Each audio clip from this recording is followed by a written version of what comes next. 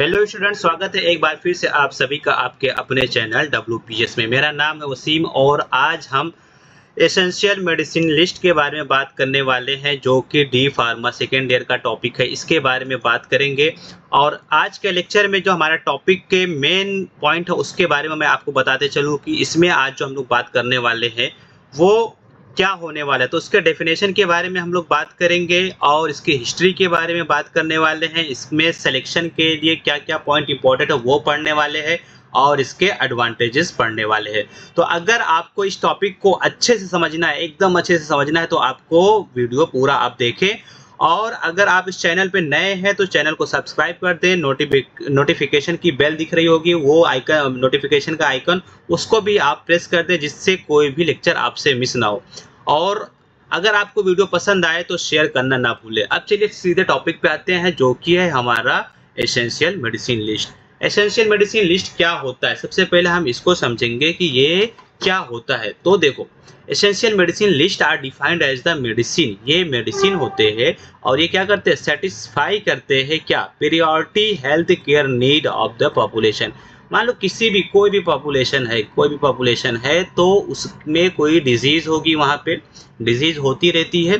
तो डिजीज के केस में क्या उसको कौन सी मेडिसिन लगने वाला है, ठीक है ना, क्या उसके लिए ज़रूरी हो जाता है और वो उसको सेटिस्फाई कर रहा है कि नहीं कर रहा है। जैसे मान लो अभी क्या हुआ था, कोरोना हुआ था सबको। अब कोरोना हुआ था, अब ये पॉपुलेशन में हो गया। अब कोरोना के लिए कौन सी मेडिसिन सेटिस्फाई करेगी, तो एंटी कोरोना के लिए बहुत सारे वायरस इसमें वैक्सीन आए थे तो वो सेटिस्फाई कर रहे थे, ठीक है ना। तो ऐसे मान लो किसी को फीवर आ रहा है, ध्यान से समझो, एकदम ध्यान से समझो, आराम से समझेंगे, कोई बात नहीं है। तो फीवर होता है तो हम लोग पैरासीटामोल खाते हैं। तो अब हमें मालूम है कि पैरासीटामोल इसको सेटिस्फाई करता है, फीवर को कम करता है, ठीक है ना। तो इस तरीके से क्या हुआ है, इसेंशियल, जो जैसे कि यहाँ पे वर्ड आ रहा है ना, एसेंशियल मेडिसिन, तो वो मेडिसिन क्या बनाए के, मतलब कि जितने ज़रूरी मेडिसिन है, हर एक बीमारी में यूज़ होने वाले, हर एक डिजीज़ में यूज़ होने वाले, तो डिजीज़ का नाम प्लस उसमें क्या यूज़ होने वाले मेडिसिन का नाम, वो सब के सब एक लिस्ट बना ली गई है, ठीक है ना। डिजीज़ नेम और उसके लिस्ट नेम, उसके क्या कौन सी मेडिसिन, इसमें डिजीज़ में कौन सी मेडिसिन होने वाली है, तो उसकी लिस्ट बनाई गई है, ठीक है। और ये लिस्ट जो बनाई गई है एसेंशियल मेडिसिन, इसलिए उसको कहा गया है should be available at all time. ये देख समझ करके बनाया गया है कि ये इसको हमेशा अवेलेबल हो सकता है कि नहीं हो सकता है। मान लो आपने ज़रूरी लिस्ट में उसको बना दिया, अब वो अवेलेबल ही नहीं है, किसी पेशेंट को ज़रूरी लग गया तो क्या करोगे, ठीक है ना। और एडिक्वेट क्वांटिटी में, जितनी ज़रूरत है उतना मिलना चाहिए, एंड जितनी डोज में होना चाहिए। अगर हमें कम डोज चाहिए तो कम डोज में, ज़्यादा डोज में चाहिए तो ज़्यादा डोज में, ये हमें अवेलेबल होना चाहिए। एसेंशियल मेडिसिन के बारे में बता रहा है। और क्या कह रहा है, the list of essential medicine need to update periodically, मतलब रेगुलरली, हर 1 साल 2 साल के अंदर ये लिस्ट को क्या करना चाहिए, ओवरव्यू करना चाहिए, इसको देखना चाहिए कि इसमें कौन सी दवाएं और हम ऐड कर सकते हैं और यहाँ से कौन सी मेडिसिन को रिमूव कर सकते हैं, कौन सी अभी यूज़ में फ़िलहाल नहीं है, ठीक है ना। और हर एक कंट्री को इसके बारे में अपनी, मतलब खुद की एक लिस्ट बनानी चाहिए, ठीक है ना। हर कंट्री, जितने भी देश हैं, अपनी वहाँ पे कितने टाइप की बीमारी है, कितने टाइप के डिजीज़ हैं, उसके हिसाब से कौन कौन सी मेडिसिन लगने वाली है, कौन कौन सी लगती है, उसकी लिस्ट रेडी रखना चाहिए। और वहाँ पे पूरे कंट्री में, हॉस्पिटल में, हर जगह पे वो लिस्ट प्रोवाइड होना चाहिए, ताकि ज़रूरत पड़ने पे फ़ौरन वो लिस्ट को फॉलो करके वहाँ के डॉक्टर्स, वहाँ के नर्सेज, वहाँ के मेडिकल स्टाफ, जो भी है वहाँ पे काम करने वाले, उन सबको, वो सब इससे अपना ट्रीटमेंट, मतलब पब्लिक को इसका फ़ायदा दे सके, ठीक है। अब जब ये बात चली, इसको पॉइंट इसी से कनेक्ट करो, अब हिस्ट्री हम लोग पढ़ेंगे। तो जब ये बात चली तो फिर तंजानिया, तंजानिया एक कंट्री है और ये 1970 में, 1970 में फर्स्ट अपनी एक लिस्ट बना लिया इसने, ठीक है ना। तंजानिया ने पहली बार अपनी खुद की लिस्ट की बात चली रही थी, तंजानिया ने बनाया, ठीक है ना। और WHO ने एक मॉडल दिया, WHO ने भी किया क्या, WHO ने 1977 में इसने भी एक पूरी लिस्ट बनाई और इसके अंदर उसने क्या किया, 186 मेडिसिन रखा, ठीक है ना। उस टाइम पे 1977 में WHO ने 186 मेडिसिन के नाम और डिजीज के नाम सब कुछ रखा कि कौन सी इसेंशियल मेडिसिन है, कौन सी डिजीज में यूज होने वाला है। और जो WHO ने अभी लेटेस्ट में जो पब्लिश किया था, वो 2021 में 2021 में पब्लिश किया और ये 22वीं लिस्ट है। मतलब पहली बार डब्ल्यूएचओ ने कभी किया, डब्ल्यूएचओ ने 1977 में किया, तो इसका पहला था। अब 2021 में किया तो 22 नंबर तक का पहुंच गया। मतलब इसके बीच में भी 20 और है, 20 और है। तो इस तरीके से मतलब हर 2-3 साल, 4 साल, 5 साल जैसे भी रहता है तो वो पब्लिश करता है और उसको मतलब अपडेट करता रहता है, ठीक है ना। अब देखो WHO model list of essential medicine are updated every 2 years, हर 2 साल में। अब यहाँ पे बात भी कर दे क्या, हर 2 साल के बाद वो अपडेट करते रहता है बाई एक्सपर्ट कमेटी। मतलब बहुत ही कम एक्सपर्ट लोग क्या करते हैं, इसको अपडेट कर देते हैं। इसके अंदर कौन सी मेडिसिन ऐड करनी है, कौन सी रिमूव करनी है, ये विदाउट किसी एक्सपर्ट के नहीं हो सकता। And use of essential medicine, ठीक है ना। तो ये बात करिए। अब देखो यहाँ पे एक पॉइंट बहुत ज़्यादा इंपॉर्टेंट है। चलो भाई सब कुछ हमने मान लिया, हमने डेफिनेशन पढ़ लिया, हमने हिस्ट्री पढ़ ली, बट कौन कौन से पॉइंट, ध्यान से समझना इसको क्या कह रहा है, कौन कौन से पॉइंट हैं जिसको देख करके आप लिस्ट बनाओगे। लिस्ट बनाने के लिए क्या क्या पॉइंट आपको देखना पड़ेगा, इसके बारे में बात करते हैं। तो the following the factor are consider for the selection of essential medicine. Essential medicine को सेलेक्ट करने के लिए कौन कौन से फैक्टर की ज़रूरत है, इसके बारे में बात करना है। तो इसके सिलेक्शन के लिए, इसको चुनने के लिए देखो सबसे पहले पॉइंट कहा गया है इंसिडेंस एंड प्रीविलेंस ऑफ डिजीज। ये क्या कौन सी बात है और कहना क्या चाह रहा है। वर्ड तो थोड़े हार्ड यूज़ किया है बट कहना क्या चाह रहा है, आसानी, इसको मैं आसान कर रहा हूँ। इसका मतलब ये हुआ कि कौन सी बीमारी ज़्यादा फैली हुई है, कौन सी डिजीज़ ज़्यादा इंसिडेंस है उसके पाए जाने के चांसेस है, ठीक है ना। पब्लिक में, कम्युनिटी में, पॉपुलेशन में कौन सी बीमारी ज़्यादा फैली हुई है, ठीक है ना, कौन सी बीमारी ज़्यादा फैली हुई है। तो अब बीमारी आपको पता चल गई तो उसके ही आप क्या बनाओगे, लिस्ट बनाओगे और उसमें कौन सी मेडिसिन होती है, ठीक है। ये दूसरा यहाँ पे इफेकेसी देख करके, उसकी सेफ्टी देख करके और कॉस्ट देख करके। अब ये क्या कह रहा है, मतलब दवाई कितनी इफेकेसी है, कितनी असरदार है, दवाओं का कितना असर हो रहा है, अच्छी दवाएं हैं कि नहीं, कितना सेफ दवा है और कितनी सस्ती दवाएं हैं, ये भी आप उस लिस्ट के अंदर रखेंगे, ठीक है ना। तो ये आपने समझा यहाँ से। और इसमें आगे बढ़ते हैं और तीसरा पॉइंट जो कह रहा है वो क्या है भाई, यहाँ पे essential medicine should be aligned with A current treatment guideline for the disease. अब ये क्या कहना चाह रहे हैं भाई, देखो इसमें ये कहना चाह रहे हैं कि अगर ध्यान से समझना, यहाँ पे डिजीज के बारे में रहा कि बीमारी या डिजीज के इलाज के नए नियम, ठीक है ना, नए गाइडलाइन, जो भी गाइडलाइन है, नए गाइडलाइन को ही क्या करना है, उसके अनुसार ही दवाई देनी चाहिए या होनी चाहिए। मतलब नए अगर कोई कानून बनता है तो उसके हिसाब से अलाइनमेंट, मतलब कि उसको सीरियल नंबर से अच्छे से लगाना। तो नए नए जो भी ट्रीटमेंट के गाइडलाइन आते हैं उसको क्या करना है, उसके हिसाब से ही करना है, ठीक है ना।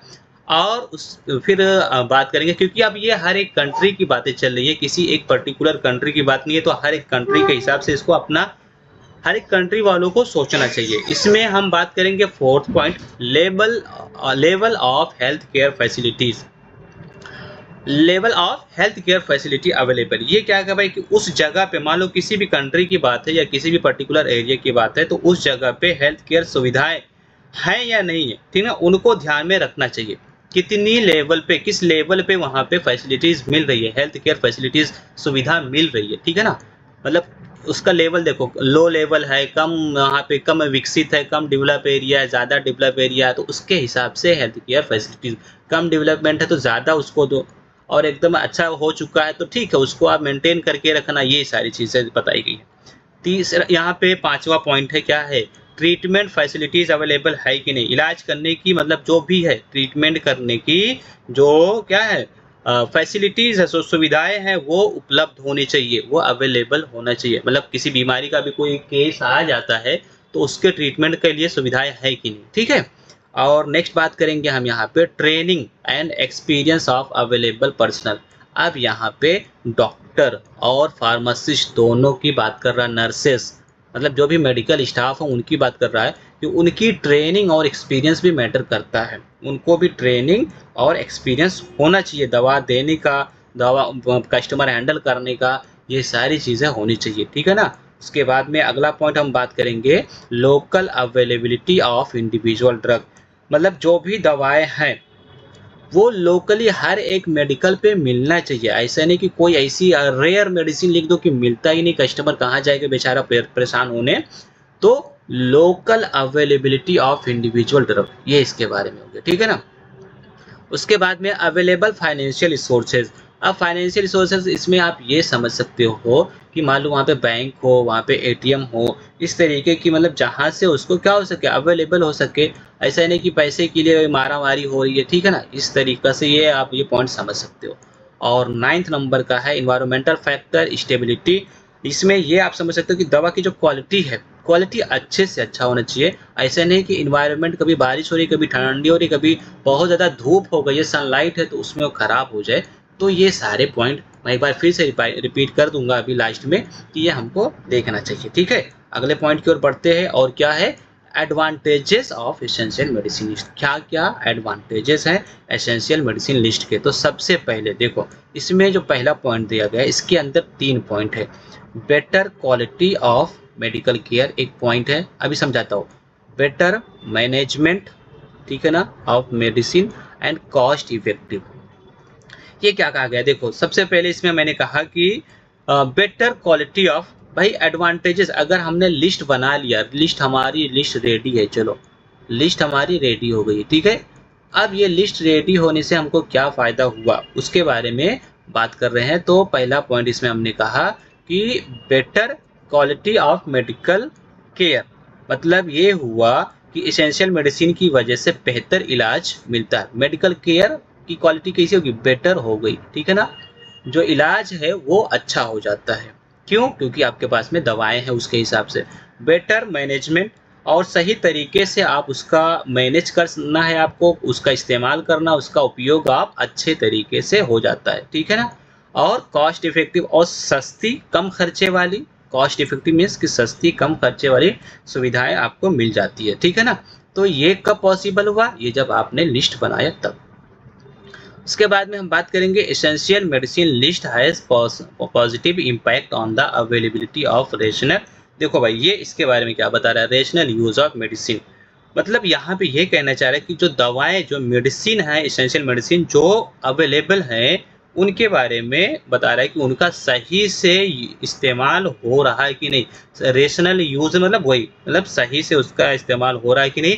इस लिस्ट के द्वारा, ज़रूरी जो मेडिसिन है वो हमेशा उपलब्ध हो जाती है, ठीक है। अगर आपने लिस्ट बनाया है तो लिस्ट के द्वारा जो भी एसेंशियल मेडिसिन है वो हमेशा अवेलेबल हो जाती है, ठीक है। और essential medicine list can be used as a guideline. अब क्या करना चाहिए भाई, यहाँ पे ये गाइडलाइन की तरीके से भी यूज होता है। अब यहाँ पे देखो गाइडलाइन की बात करेगा तो कहने का मतलब ये है कि यहाँ पे अब सरकारी हॉस्पिटल और पब्लिक सेक्टर दोनों की बात करना है, ठीक है ना। गवर्नमेंटेड और प्राइवेट या पब्लिक दोनों की बात कर रहा है कि दोनों को इसको फायदा पहुंचता है। फायदा कैसे पहुंचेगा, देखो मैं आपको बता रहा हूँ कि जो जैसे मान लो मेडिसिन है तो मेडिसिन को सही तरीके से सप्लाई की जा सकती है, उसका सप्लाई अच्छे से हो जाएगा, ठीक है ना। मैं यहाँ पे लिख दे रहा हूँ, सप्लाई अच्छा होगा। और इसके अलावा लोकल कोई प्रोडक्शन है तो उसके लिए भी गाइडलाइन की तरीके से ये काम करता है, ठीक है ना। तो ये इसके अंदर बताया गया है, ठीक है। और लास्ट में यहाँ पे बताया गया है कि hospital in hospital it improve the quality of. तो देखो हॉस्पिटल में, अगर कोई हॉस्पिटल है तो डॉक्टर को मतलब ये क्या करना है, प्रिस्क्रिप्शन लिखने में हेल्पफुल होता है, क्योंकि आपके पास पूरी एक लिस्ट है और लिस्ट के थ्रू ही आपको प्रिस्क्रिप्शन लिखने में इजी रहेगा और पेशेंट को कम खर्चे में ही मेडिसिन मिल जाएगा। तो आज हमने क्या पढ़ा उसके बारे में देख लेते हैं। हमने एसेंशियल मेडिसिन लिस्ट के बारे में पढ़ा और जिसमें हमने डेफिनेशन पढ़ा और ये पढ़ा कि ये सभी टाइम पे अवेलेबल होना चाहिए और क्या होना चाहिए, इसको अपडेट करते रहना चाहिए हर मतलब टाइम टू टाइम पे, और हर एक कंट्री को अपनी खुद की लिस्ट होनी चाहिए, ठीक है ना। और उसके बाद में लिस्ट की बात चल ही रही थी तो हमने हिस्ट्री भी पढ़ लिया थोड़ा सा, 3-4 पॉइंट। 4th पॉइंट इसमें तंजानिया ने सबसे पहले लिस्ट बनाया था, WHO ने भी अपनी लिस्ट दी और वो कब दिया, 1977 में दिया, जिसमें उसने 186 मेडिसिन को रखा था। उसके बाद में 2021 में उसका लेटेस्ट अपडेटेड आया जिसमें ये इसकी कितनी थी 22वीं लिस्ट थी। इससे पहले उसने 21 लिस्ट ऑलरेडी पब्लिश कर चुका था, ये इसकी 22 वाली लिस्ट थी, ठीक है। और हर 2 साल में ये क्या होता है, अपडेट होता रहता है किसी एक्सपर्ट कमेटी के द्वारा। उसके बाद में जब एसेंशियल मेडिसिन लिस्ट की जब चुनाव कर रहे थे, जब सिलेक्शन कर रहे थे, तो कौन कौन से पॉइंट को ध्यान में रखा गया था, उसको मतलब कि incidence and prevalence of disease, मतलब कि इसमें कौन कौन सी डिजीज ज़्यादा पाई जाती है किसी एरिया में, किसी कंट्री में, तो उसको ध्यान में रखना। कितना सेफ है, कितना इफेक्टिव है, इस बात को ध्यान में रखना। कितना सस्ता है, इस बात को ध्यान रखना। और हमेशा इस बात को मतलब कि करंट मेडिसिन जो भी गाइडलाइन है उसके हिसाब से ही इसको लिस्ट को अपडेट करते रहना है। और level of health care facilities, किस लेवल पे किसी भी एरिया में कितना फैसिलिटी अवेलेबल है उसके हिसाब से हमने बात की। और ट्रीटमेंट फैसिलिटी कितनी अवेलेबल है उसके हिसाब से। और ट्रेनिंग और एक्सपीरियंस होना चाहिए, डॉक्टर, फार्मासिस्ट, नर्सेज जो भी है उसको भी देखा जाता है। Local availability of individual drug, मतलब हर एक ड्रग जो भी है तो वो हर जगह पे अवेलेबल है, हो सकता है कि नहीं हो सकता है, वहाँ के आसपास के एरिया में डिलीवरी वाला मतलब क्या बोलते हैं होलसेलर वाला है कि नहीं है, कोई कंपनी है कि नहीं, ये सारी चीज़ें। और अवेलेबल फाइनेंशियल रिसोर्सेज की बात करें, फाइनेंशियल रिसोर्सेज, ठीक है ना। तो फाइनेंस की बात यहाँ पे हो गई, जैसे कि मैंने बताया थोड़ा बैंक वगैरह, एटीएम वगैरह की बात यहाँ पे कर सकते हो आप। और इन्वायरमेंटल फैक्टर, मतलब किस कौन से एरिया में कैसा मौसम रहता है उसके हिसाब से, ताकि हमारी मेडिसिन ख़राब ना हो। उसके बाद में हमने बात की एडवांटेजेस के लिए। चलो लिस्ट बन गई है, कैसे भी करके बन गई है, तो बनने से क्या हमको फ़ायदा मिल रहा है। तो पहले पॉइंट में हमने पढ़ा कि इसके 3 फ़ायदे। Better quality of medical care, मतलब मेडिकल पेशेंट के इलाज करने के लिए बेटर क्वालिटी हमें प्रोवाइड कर सकते हैं, बेटर अच्छे से मैनेज कर सकते हैं, और सस्ती दवाई मिल सकती है। और एसेंशियल मेडिसिन लिस्ट की वजह से क्या हो सकता है, सही तरीके से रेशनल यूज़, मतलब सही तरीके से मेडिसिन यूज़ हो सकता है। उसका मिस यूज़, मतलब उसका अनावश्यक रूप से अननेसेसरी यूज़ नहीं हो पाएगा, कम से कम, मतलब उसका हम ज़्यादा से ज़्यादा अच्छे फ़ायदा उठा सकते हैं। और हमने ये पढ़ा कि essential medicine list can be use as a guideline for the procurement supply public sector में और गवर्नमेंट दोनों। मैंने बताया आपको कि गवर्नमेंट और पब्लिक सेक्टर में ही हम पूरा इसका मतलब फ़ायदा उठा सकते हैं। और हॉस्पिटल में डॉक्टर को इसको प्रिस्क्रिप्शन लिखने में हेल्पफुल होता है, ठीक है ना। तो यहाँ पे हमारा लेक्चर होता है एंड अगर वीडियो आपको पसंद आई हो तो वीडियो को लाइक करके जाएं, चैनल को सब्सक्राइब नहीं किया तो सब्सक्राइब कर दें और बेल आइकन को भी दबा दें। इसकी नोट्स मैं आपको डिस्क्रिप्शन में लिंक दे रहा हूँ, मेरे टेलीग्राम चैनल पे आपको मिल जाएगा, ठीक है ना। मेरे टेलीग्राम चैनल पे आपको मिल जाएगा, वहाँ पे वसीम फार्मा स्टडी है, आप जा करके ज्वाइन करेंगे, वहाँ पे आपको फ्री में अभी मिल रहा है, आप इसका फ़ायदा उठा करके ले सकते हैं। यह हमारा नंबर है 8756534094। इस पे आप क्या करेंगे, मैसेज करेंगे 8756, तो तब भी मैं आपको प्रोवाइड कर दूंगा, ठीक है ना। चलिए मिलते हैं फिर नेक्स्ट वीडियो में, तब तक के लिए टेक केयर, बाय बाय।